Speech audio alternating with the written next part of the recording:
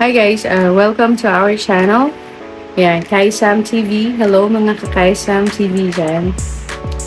Naisip ko na mag-create ng mga content na baka naman may maitulong ako kahit pa paano sa inyo. And sa mga subscribers natin. No? Hello. Thank you po pala. Yan, salamat. So, ako kasi, si Kai, we don't know how to cook. So, we don't cook actually. Nasanay kami na we live with our parents, both sides. And gigising kami, lalabas ng kwarto, may pagkain na, ganyan. Napag-desisyon na namin na maging independent lately. We only work. Yan. So, focus lang kami sa tulog kasi panggabi yung work namin. And then, gising, kain, work, tulog, gising, kain. Wala talaga yung ligo, no? Uy! Ako na mag-launch ng episode, mga topics about easy cooking. Kasi napansin ko, kahit naging independent kami ni Kai, very rare na nagluluto siya. Pero nung nagluto siya, ang sarap. Nagluto siya ng afritada. Yun yung na-master niya, afritada. I'm gonna ask her to share it with you guys as well. And then, nagluto din siya ng menudo. Ang sarap din. Napansin ko yung mga masasos na food, yun yung mga niluluto niya. Kasi ako kasi simple lang yung panglasa ko eh. Parang gusto ko lang yung parang homey vibe, lutong nanay, gano'n. Mga sinigang, tinola. Pero yung mga masos na, medyo, masyadong mabilis maumay yung panlasa ko. Pero, yung luto ni Kai, mind you guys, hindi kami parehas marunong ha. Nag-YouTube lang kami. So, naisip namin, kumpal namin dito, baka ang gawain kasi namin, kahit hindi kumpleto yung recados, tinutuloy namin yung pagluluto. Kunyari, walang butter. Walang usually butter cream or dairy cream or magnolia. Kunyari, dairy cream lang na meron. Why not? Pero yung parang ganun. Hindi pala dairy cream. Hindi ko talaga alam. Star margarine, di ba? Or kunyari, walang bawang. Tapos may star margarine na garlic. Ganyan. So, natututo kami mag-improvise. And kahit may kulang na ingredients, tinutuloy pa rin namin. Pero yung lasa is hindi nalalayo. It's still similar dun sa kumpletong rekado ng recipe. So, yan. Yesterday, nagluto ako ng sinigang na spare ribs. Anyways, umorder ako ng kangkong sa kanya. Kangkong, garlic, luya, ano pa ba yung inulit sa kanya? Patatas, yan.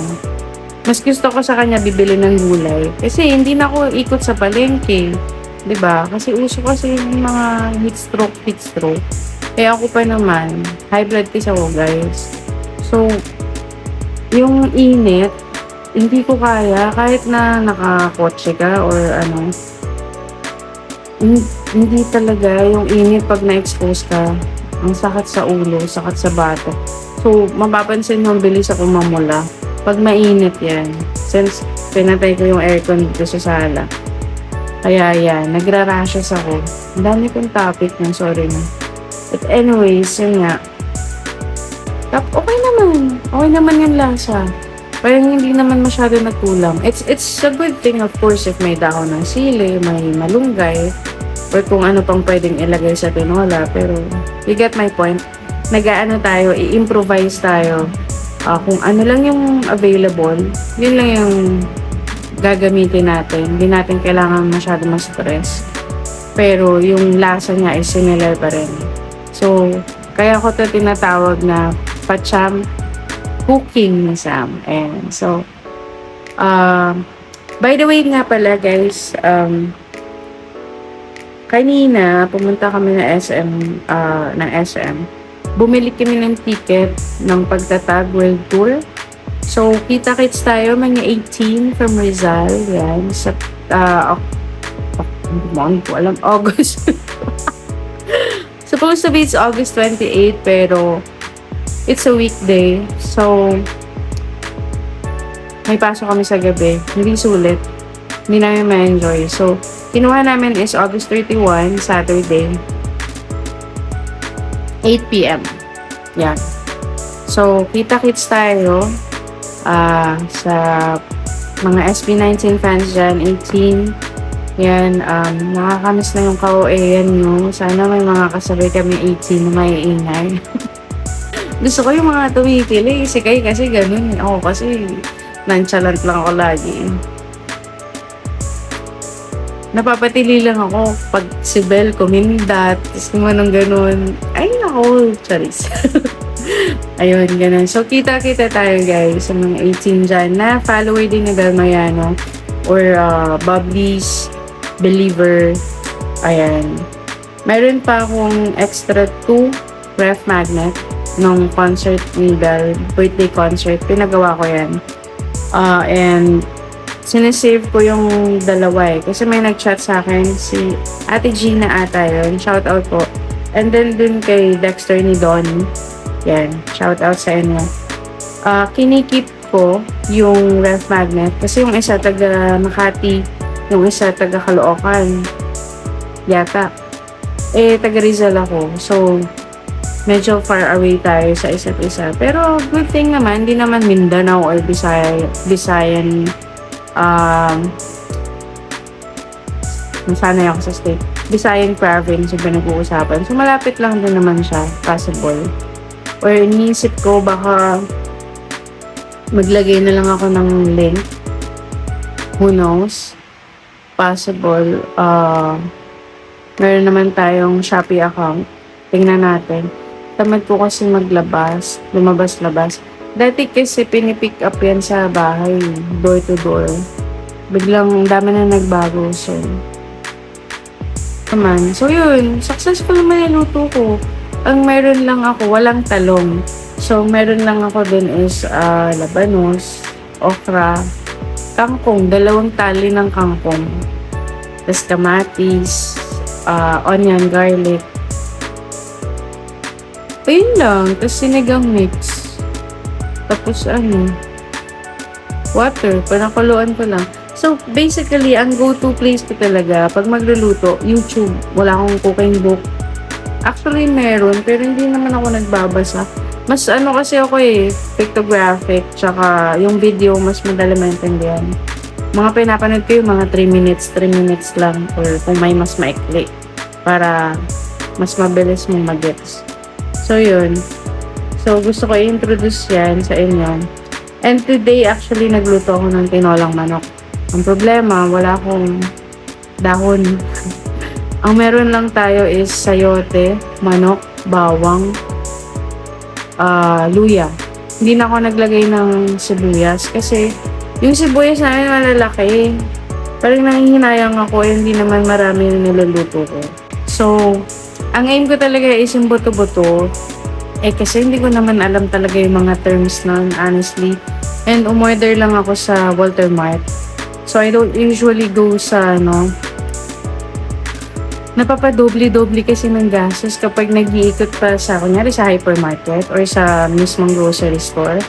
And it will take us, like, kung sa mall kami mag-grocery, it will take us a minimum of 3 hours. Sobra. As in, nakakabili ka ng hindi mo kailangan sa kusina. Meron ka pang ganito, hindi mo alam. Unlike guys, pag nasa bahay ka, check mo yung kitchen cabinet nyo. Meron pa pala, marami pa pala. May stock pa pala ako na ito. As in, di ba? Yung current situation nakikita mo. And, check mo yung wala ka lang talaga. Or mag-extra ka lang na stock in case of emergency. Yan, and to save time as well. At saka, hindi mo na kailangan tumayo at maglakad ng 3 oras. Tapos, bubuhatin mo pa yan, pasakayin ng sasakyan.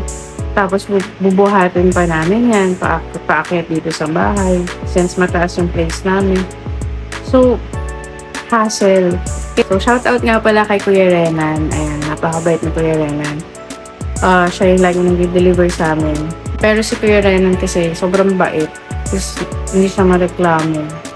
Kaya nagbibigay talaga ako ng extra tip sa kanya. Higher than the delivery fee, of course. Wala lang. Gusto ko kasi mga ganong tao. Ako lang ba? Yung hindi nanghihingi. Hindi ka pinangungunahan. Yun yung mga mas masarap bigyan ng tip or tulungan. Hindi mga nang-aabuso. Ayun. So yun. Anyways, nagluto ako ng sinigang na spare ribs. Okay naman. Pag manonood ako na YouTube, hindi ko naman sinusearch yung mga ingredients talaga eh. Like, one by one. Ang pinanonood ko, paano niluto. Parang ganun. Hindi ako masyadong focus dun sa mga complete ingredients. Hindi ko nga maintindihan. Kaya gusto ko yung simple lang. Ayan, so, kagaya na yung sinigang. Hindi ako nakabili ng talong. Spare ribs lang talaga. And good thing na meron dito sa amin na parang group chat dito sa village na may online palengke. So, pipili ka lang din doon, magpo-post sila ng item, pipili ka ron, tapos ilalagay mo lang kailan mo kailangan, pupuntahan ka na nila, di-deliver nila sa'yo. Pwedeng cash or Gcash yung payment. So, nakakatuwa rin. So, again guys, hoping hoping na i-support na yung ating channel. And matuto ko sa inyo, matuto kayo sa akin, tulungan tayo. And no bashing, di ba? Happy lang tayo. So thanks again guys for dropping by and watch out. Watch out sa mga na-upload nating mga mabilis na lutuan. Ang Pachang Cooking ni Sam. Ayan. So bye guys, yun lang. Take care. Ka muna.